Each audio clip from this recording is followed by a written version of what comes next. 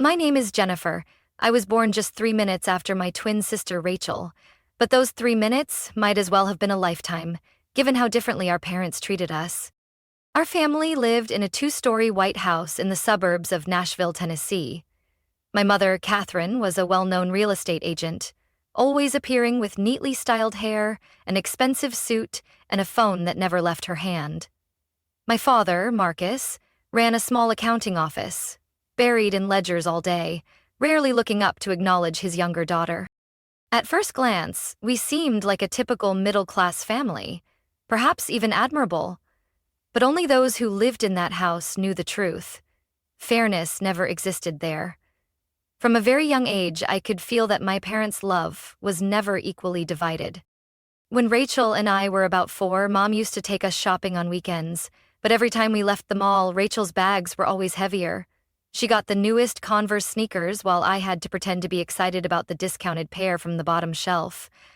Every time Rachel pointed at something, it almost instantly ended up in the shopping cart, and when I carefully asked, "Mom, can I have?" she'd cut me off with a cold glance. Not always, Jennifer. Our earliest birthday gifts made it clear where I stood in their hearts. Though we shared the same birthday, Rachel always got the bigger slice of cake, the prettier presents, and more people wishing her well. I remember quietly counting. 11 people hugged her. 3 hugged me, and 2 of those were housekeepers. It was the same with toys. Rachel had an entire shelf of limited edition Barbies, while I played with soft plastic dolls with thinning hair, probably from the clearance bin at the local store.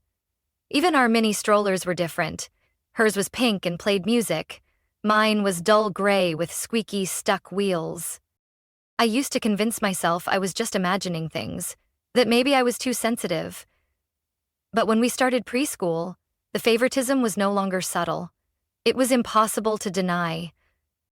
On the first day of class, Mom dressed us in identical uniforms: red plaid skirts, white blouses, and knee-high socks. I remember feeling excited that finally we looked the same in adults' eyes. But when Mom stood on the steps holding up her phone, I heard her voice ring out clearly.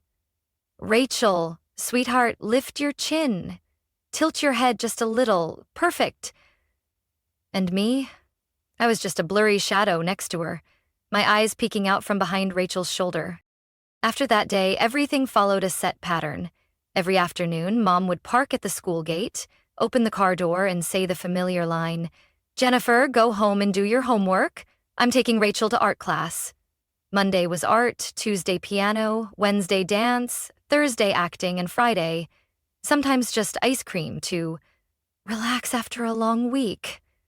I'd walk into an empty house, drop my backpack on the chair, and cook instant noodles. The only sound was the ticking clock, occasionally interrupted by the washing machine spinning loudly. When I asked why I couldn't take art classes like Rachel, Mom just sighed. "Not everyone is cut out for the arts. You should focus on doing well in school. That would be better." So I did. I studied hard. But my good grades never once made my parents pause their dinner to applaud me, the way they did when Rachel drew a cat that looked like a smudged ink blot. I started to realize something. No matter how hard I tried, I only became more invisible in my own home. Rachel was always the center, and I was just the background, a forgettable detail people looked right past. When we turned 10, Mom started talking about investing in the future. I didn't fully understand what she meant, but I listened carefully. Eventually, I realized that investment only applied to Rachel. New extracurriculars every month, violin lessons downtown, Wednesday night coding classes, weekend debate clubs. And me, I once asked if I could join a creative writing group at the local library.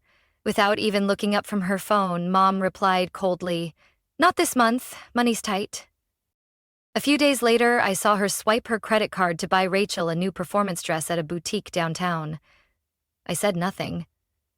I had learned that speaking up only earned me cold stares or carefully crafted excuses. "You don't understand. Rachel has talent. You just need to focus on your studies." So I did. I buried myself in books as the only way to prove I deserved to be seen. Math quizzes? I always got perfect scores. Essays? My teacher often used mine as the class example. I was even chosen to represent our class in the district debate, even though I had never joined a club before. But that night at dinner, when I proudly told everyone I'd be representing the school, Mom barely nodded before turning to Rachel. "Sweetheart, how was art class today?" I remember going silent, my hand gripping the fork, lips pressed together so I wouldn't say something I'd regret.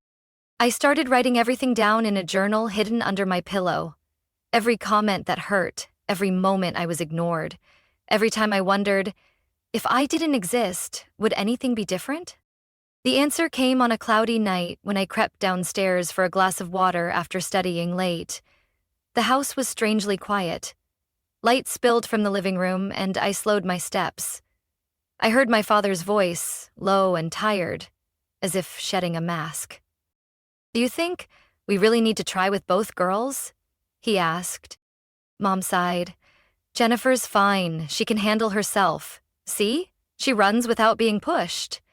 But Rachel's different. She needs us to push, to guide. She has potential, Marcus.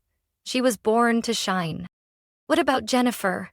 My father's voice lowered. "Have you ever thought that if we only had Rachel, life would have been less stressful?" I stood frozen in the hallway. My chest felt tight, like my heart had been squeezed. I bit my lip to stop myself from crying out loud. "She's a good kid," my mother said, her voice softer. "But sometimes, I feel like having just one would have been enough." I turned around and ran to my room. The notebook under my pillow was no longer a place for memories. That night, I tore out each page and threw them slowly into the trash. With every sheet I dropped, it felt like I was letting go of the last pieces of faith I had left. I didn't cry, I didn't scream, I didn't ask why. I just sat there, staring at the ceiling where those glow-in-the-dark stars we once stuck up as kids still hung. I counted them. Rachel had 27 stars. I had only 13. Even the sky above my bed was divided unfairly. But I swore to myself, if they couldn't see me while I was right in front of them, then someday, they'd have no choice but to look up. When I was standing tall, where no one could ignore me. After that night, I felt reborn. I no longer longed for Mom to pat my head when I got a good grade, or for Dad to ask how school was going. I stopped trying to be seen. Instead, I started studying for myself. I spent most of my time in the school library. I arrived earlier than anyone, stayed later than everyone. I read more than the textbooks required, took neat notes, practiced sample tests that others never bothered to look at. The teachers noticed. Mr. Brandt, our history teacher, called on me for the first time in class. "Jennifer, what's your opinion on Roosevelt's New Deal policy?" I looked up, a bit surprised. Then I started answering, point by point with examples I had prepared the night before. When I finished, the class was silent for a few seconds, before he nodded slowly. "Very good. Precise, insightful, and articulate." I caught Rachel glancing at me, her eyes filled with disbelief, as if she had just witnessed something unnatural. That surprise quickly turned into irritation. When my English essay was posted on the board as a model, Rachel mumbled to her friend next to her. "The teachers are clearly biased. They probably feel sorry for her, that's why they're praising her." More and more, teachers began to trust me. Ms. Lane asked me to lead our end-of-term discussion group. Mr. Reynolds nominated me for the state academic competition team. Rachel reacted more strongly each time. She'd tap her pen angrily on her desk whenever I was praised, or deliberately voiced opposing opinions during debates, even if they barely made sense. And one day, I walked into class and noticed Rachel wasn't at her seat. The room felt different. Students were whispering. The principal had just left. Miss Lane waved me into the hallway. "Jennifer, there's something you should know," she said gently, still composed. "Your mother came to the school. She's in the principal's office. Rachel told her that teachers were intentionally favoring you to make her feel small." I stood still. I wasn't surprised Rachel said that, but I hadn't expected Mom to actually show up at school. I walked quietly past the office and peeked through the glass. There she was, Catherine Harper, in a plum-colored business dress, arms crossed, pointing at some documents the principal was trying to explain. Rachel is an outstanding student, but Jennifer, all she does is bury herself in books. She's not a leader. She's not creative. Pushing her like this is only hurting my daughter. The principal stayed calm. Mrs. Harper, we have clear academic records. Jennifer ranks highest in 4 core subjects. All her teachers unanimously agree. I heard my mother say, grades aren't everything. Your teachers are clearly biased. A few minutes later, she left the office. I ducked into the side hallway before she could see me, but inside, something had gone cold. That night, I heard her footsteps as she returned home. Rachel's door opened, then closed again. I couldn't hear the conversation, but I heard their soft laughter, the kind I'd never once heard directed at me. The next morning, when I arrived at school, a small envelope was on the teacher's desk. I didn't need to open it to know what it said, but Mr. Brandt spoke before I could react. Jennifer, don't let outside noise get to you. You deserve every bit of recognition you're receiving. I nodded, keeping my voice steady. I know, and I won't stop. I returned to my desk, opened my notebook. On the first page, I had written a line I reminded myself of every day. They may not choose me, but I will choose myself. From that moment on, I didn't just study to escape the darkness. I studied to become the light. When I turned 16, I decided to get a part-time job at a bakery 3 blocks from home. It was a small shop called Sugar Bloom, with cream-colored walls and the scent of butter cookies always hanging in the air. The owner, Martha, was in her 40s, usually tied her hair with a silk scarf, and always wore a warm smile. I didn't tell Mom. I knew she wouldn't approve. To her, getting a job at this age meant you have no direction. But to me, it meant a little bit of freedom in a world where I was rarely allowed to choose. That evening, wearing my pale pink apron and hair tied up neatly, I walked out the door. Rachel glanced up from her phone and smirked. Going to be a waitress? Cool. Just try not to drop cake on someone's dress. I didn't answer, but inside I knew. I had just taken my first step out of the shadow they kept forcing me into. After a few weeks, I managed to save my first small paycheck. It wasn't much, but enough for me to buy the books I loved without second thoughts. One evening, while looking for modern social change in America in Mom's office bookshelf, I accidentally knocked over a stack of old folders. While cleaning up, I found a worn, light brown notebook. The first page had a handwritten note. Emergency contacts, do not use. I flipped through a few pages and stopped at an entry labeled Clara and Henry Whitmore, no contact, number blocked. Below it was a handwritten address in the southern part of the city I'd never heard of before. Clara Whitmore? I whispered the name to myself all night. The surname matched Mom's maiden name. Henry. Maybe my grandfather? But why had I never heard of them? The next day, while Mom and Rachel were off at their weekend spa appointment, I took bus 14 to the address in the notebook. It led me to a small, sky-blue wooden house with a short white fence and a front yard full of blooming yellow daisies. The house was modest, simple, but full of life. I hesitated a few seconds before knocking. A petite woman with silver hair opened the door. She stared at me, her expression shifting from surprise to confusion. "Who are you?" she asked softly. I swallowed hard, my heart pounding.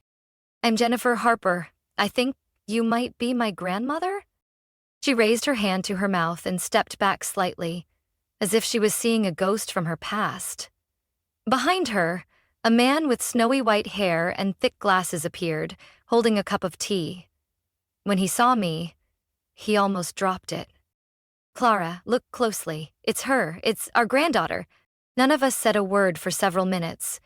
Then Grandma Clara pulled me into the house, wrapping me in a hug so tight, it felt like she was afraid I might disappear. That little house was like a whole different world compared to the cold one I grew up in. The walls were covered with hand-drawn pictures and old photographs. The scent of apple pie lingered in the air. They invited me to sit at the dining table, poured me a cup of hot tea, and began asking me question after question. They knew who I was, but had never had the chance to meet me. After your mother got married, she said we were too old-fashioned, that we didn't fit her new lifestyle, Grandpa Henry said. And then she cut us off. We called, wrote letters, but never heard back. You're the first to come find us, Grandma Clara said, her eyes red. We used to dream of taking you to the zoo, teaching you how to bake, but then I didn't say a word. My throat was tight. I didn't have the heart to tell them that I had only learned their names less than 24 hours ago. I stayed until evening, helped Grandma wash dishes, and listened to Grandpa tell stories from his youth. Before I left, he handed me a small envelope for bus fare. And if you'd like, next time, stay for dinner. On the way home, I opened the envelope. Inside, along with a bit of cash, was a handwritten note. You are always welcome here, always. I held on to that note all night. For the first time in my life, I felt like I belonged somewhere that didn't require conditions or achievements. Just me, as I was. Graduation day came faster than I expected. The last months of senior year flew by in a blur of heavy schedules, final exams, and late nights studying at the library. And then, that morning, I stood on the stage of West Haven High's auditorium in a navy blue gown, listening to the announcer call my name as the valedictorian of the class of 2024. Applause echoed through the room, but when I looked down at the row reserved for parents, I saw my mother looking at her phone, and my father chatting with Rachel, who sighed loudly like I had just stolen her spotlight. I walked up to the podium, accepted my diploma, and gave my short thank you speech. My voice was steady, every word clear, but inside I felt strangely hollow. That evening there was no celebration, no balloons, no cake, no congratulations Jennifer sign. Just an ordinary dinner, grilled fish and salad. My mom told Rachel to cut back on fried food to stay fit for the upcoming trip, and Dad talked about a difficult client at work. No one mentioned me, even though I had just graduated top of the class. After I finished washing the dishes and was heading upstairs, Mom suddenly called out. Her voice was unusually excited. Jennifer, sit down. I have some good news. I sat down slowly, tilting my head slightly, hoping for something unexpected. We're going to Hawaii, a 5-day vacation in Maui to celebrate Rachel's graduation, Mom announced like she was revealing the winner of a game show. Rachel smiled, not forgetting to give me a smug little look. I froze. We means who? I asked slowly. Mom waved her hand like it was no big deal. Oh, your dad, me, and Rachel. I only booked 3 tickets. You know how expensive flights are this time of year. Plus, someone has to stay home and keep working at the bakery. I looked her straight in the eyes. So you mean I'm staying behind? Alone. She placed a hand on my shoulder, her expression like she was comforting a child who just dropped their ice cream. You understand. You're strong, independent. We trust you. I didn't say another word. I stood up, nodded like a machine, and quietly went upstairs. The next morning, when I heard the car door slam shut, I peeked out the window. They were loading suitcases into the trunk. Rachel wore a cream maxi dress, her hair softly curled, holding her plane ticket and favorite latte. Mom waved up at me. Rachel beamed. I'll tag you in my beach pics, okay? Don't be jealous. The car door closed, and their SUV slowly pulled out of the driveway. I turned away, picked up my phone, and for the first time in months, I called the number saved under a simple name. Grandma and Grandpa. Grandma Clara's voice answered, warm and steady as always. I couldn't hold back the tears. They left. I choked. They just left me, like I'm nothing. Oh, sweetheart, don't cry. Come over right now. We're going to throw you the graduation celebration you truly deserve. I arrived at their house by noon. That little home was decorated with white and blue ribbons, balloons hanging from the windows, The table was covered with a white cloth, and on it sat a chocolate cake with frosting that read, "Congratulations, Jennifer, our amazing valedictorian." But that wasn't all. After a lunch filled with all my favorite dishes, crispy baked lasagna and fruit salad, Grandpa Henry placed a small black box on the table. "You've done something very few people ever do. We're so proud of you, and this is our gift to you." I opened the box. Inside was a brand new car key, with a keychain engraved with the words, "Always believe in your own path." My eyes widened. You're kidding, right?" Grandpa smiled and pointed toward the window. In the front yard sat a milk-white Audi Q3, sparkling new. The license plate hadn't been installed yet, and the documents were still tucked in a plastic sleeve hanging behind the seat. "That car is yours, a graduation gift from us," Grandma Clara said, holding my hand. "We've been planning this for a long time, just waiting for the right moment." I hugged them tightly, tears streaming down my face, but no longer from pain. For the first time in my life, I felt like I didn't have to bleed for recognition. 2 weeks passed after their trip to Hawaii, and I lived in days more peaceful and warm than any vacation I had ever imagined. In the mornings, I drove my new Audi to Sugar Bloom Bakery, bringing butter cookies for my grandparents. In the evenings, I helped Grandma Clara prepare dinner while Grandpa Henry read the paper and told stories from his days as an engineer. For the first time, I felt at ease, no longer straining to earn affection. The Audi parked neatly in front of our house, a quiet symbol of something my parents had never given me: recognition, trust, and unconditional love. And then the day I had predicted finally came. It was a mild Friday afternoon in Nashville. I was reading on the porch with a cup of chamomile tea still warm in my hands when the familiar SUV slowly pulled into the driveway. The three of them stepped out, Mom in a purple silk maxi dress, Dad with his sunglasses on, and Rachel, of course, in a designer outfit, dragging her suitcase like she was arriving on a red carpet. Mom was the first to see the car. She froze mid-step, lips pressed tight, her eyes moving from the Audi logo to the temporary tag, then to the chrome side mirrors.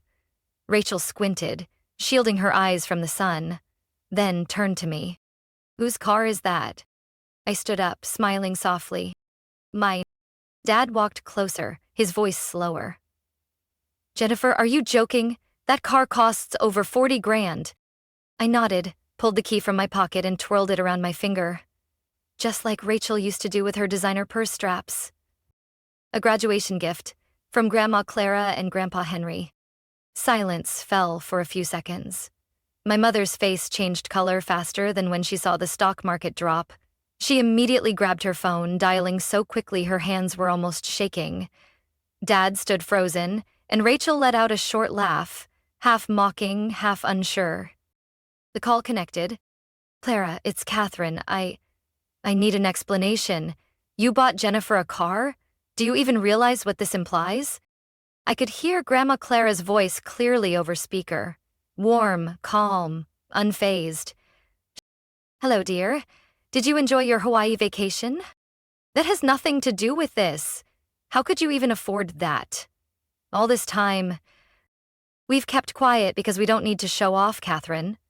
She cut in gently but firmly. "After you cut us off, we invested in a few tech ventures. Now, we live comfortably and have chosen to use the rest to support someone who truly values family." Mom gripped the phone tighter. "Jennifer is my granddaughter, but so is Rachel. If there's a gift, it should be fair. She needs a car too. She's getting ready for college." I almost laughed. She'd just got back from Hawaii, tan and covered in Instagram check-ins, and now she wanted fairness? Then Grandpa Henry's voice came in, deep and steady. "Catherine, fairness is a good thing, but you seem to have forgotten that fairness must come with love. Jennifer has never been treated like a daughter by you. Now, we've chosen her as our heir. All our assets, savings, and property will be in her name." Rachel's eyes widened, and my father murmured, "Catherine? You haven't spoken to them in years. How could you know they even had that kind of wealth?" Mom stood frozen, the phone still to her ear, but nothing more was said. The line had gone dead. Her eyes darkened and she turned to me. Jennifer, you need to think carefully. You know Rachel needs the car for school. You're just working at a bakery. You don't need something this fancy. I stepped closer, popped open the trunk. The suitcases I had packed 2 days earlier sat neatly inside. I pulled out an envelope and handed it to her. Inside is a copy of my acceptance letter from Columbia University. I received a full scholarship, tuition, housing, living expenses, all covered. And no, I won't be working at the bakery forever. But at least I'll never have to trade my dignity for affection. Rachel wasn't smiling anymore. Dad said nothing, just looked at me like he had lost something he never realized was important. I had just opened the car door when Mom stepped in front of it, arms crossed, eyes sharp, like she was about to deliver a lecture. Jennifer, you can't keep that car, she said coldly, her patience clearly gone. Rachel is the one who needs it for school. She just got into State University. And you? Aren't you just working at a bakery? I looked up at her, gripping the wheel so tightly my knuckles turned white. I don't work at the bakery anymore. And I'm not staying here. Dad finally spoke, his voice low and pressuring. Jennifer, you need to be realistic. Rachel has a college plan, a social network, a future. She needs the car to build that. And you? What do you have? I reached into my bag, pulled out a neatly clipped folder and handed it to him. An acceptance letter from Columbia with a full scholarship, covers tuition, housing, and living expenses. They both stood speechless for a few seconds. Rachel stopped typing on her phone, turning to me as if she couldn't believe what she had just heard. Columbia? My mom repeated, her voice suddenly quieter. You mean New York? I nodded. Yes. I'll be studying law and social policy. Classes start in 3 weeks. But why didn't you say anything? Dad asked. For the first time in my life, I saw genuine confusion in his eyes. I shrugged. Because I already knew what you'd say.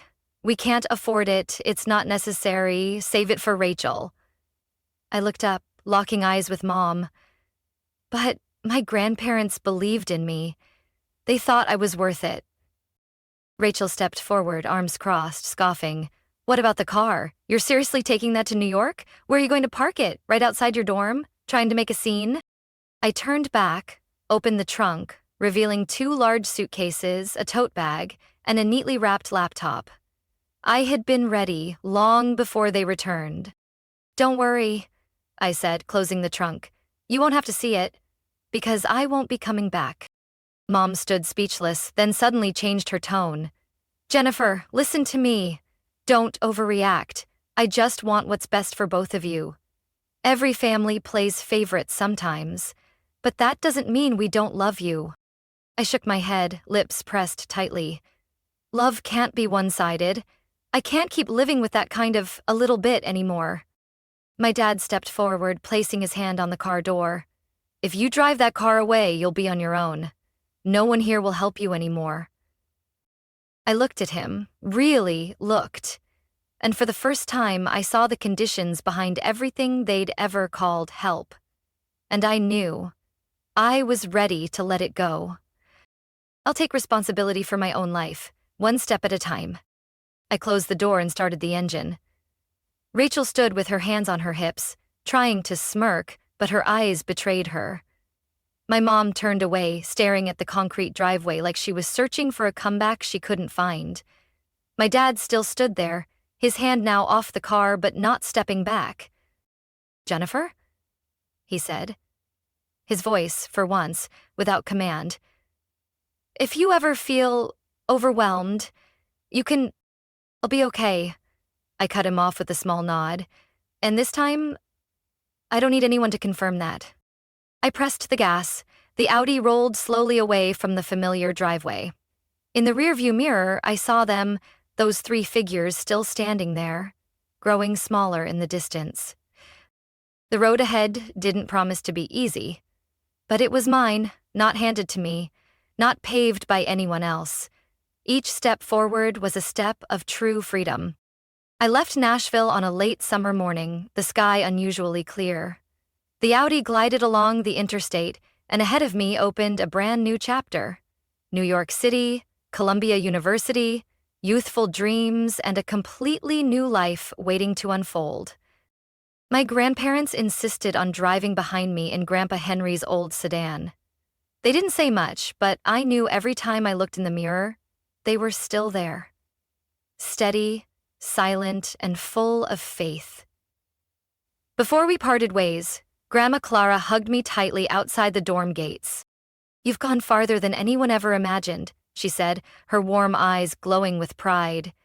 "And you never had to do it alone." I smiled, burying my face on her shoulder.